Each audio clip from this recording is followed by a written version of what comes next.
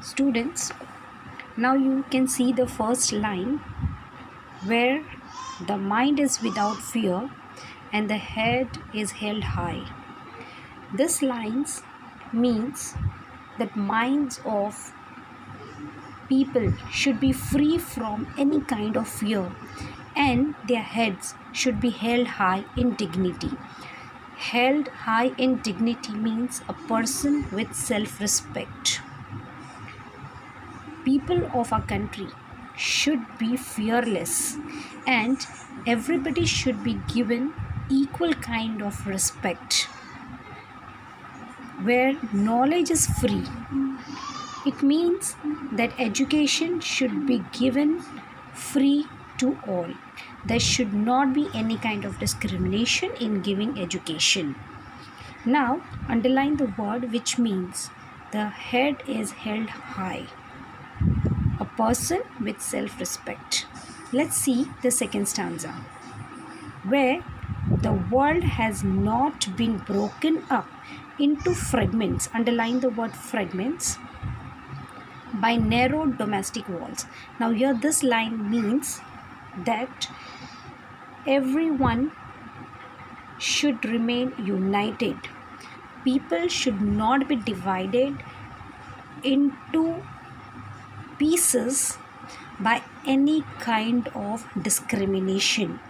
Fragments means small pieces. By narrow domestic wall means people should not be divided on the basis of caste, religion, class, race or color. Where words come out from the depth of truth. Here the poet wants to say that a country where people speak the truth sincerely with the words coming from the depth of their heart.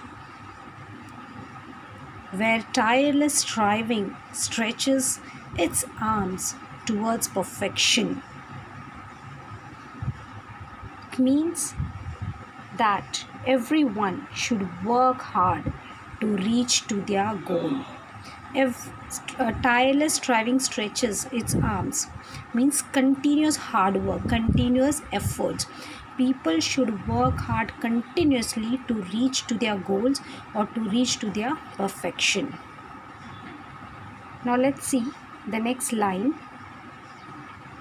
Where the clear stream of reason has not lost its way into the dreary desert and dead habits. It means here the poet compares logical thinking or reasons to a clear stream and old traditional rituals and customs that are harmful to the dreary desert's sand of dead habits. Clear streams of reason. Now clear streams of reasons, it means clear thinking. It should not be lost into the dreary deserts and the dead habits. Now dead habits means infertile land of sands. Let's see the next line. Where the mind is led forward by thee.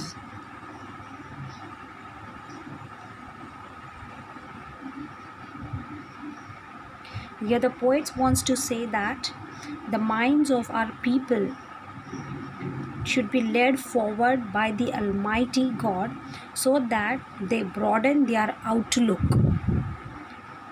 He means that they should be generous in their thoughts and open-minded. Into ever widening thoughts and action.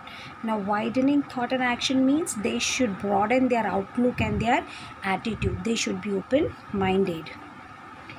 Into the heaven of freedom, my Father, let my country awake. In this last line, the poet addresses to God as my Father. He is saying God as his Father. And he asks him to awaken his people, his country, men into a heaven of freedom, where there is total freedom of thoughts, good words, and good action. So, heaven of freedom means a condition where the country is totally free from good thoughts, good words, and good deeds. Now, students, let's see the questions which are asked here. What does the poet pray to Almighty for? So here he is praying to Almighty, asking him to awaken his country into heaven of freedom, where people are all truly free, totally freedom of thoughts, good words, good actions, while respecting others' thoughts and others' words and action.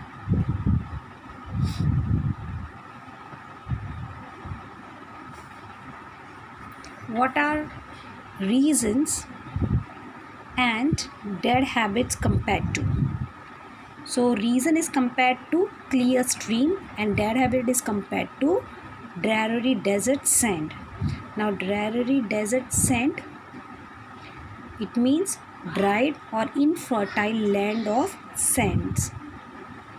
What does the poet wishes for? Now the poet wishes that his country should awaken into a free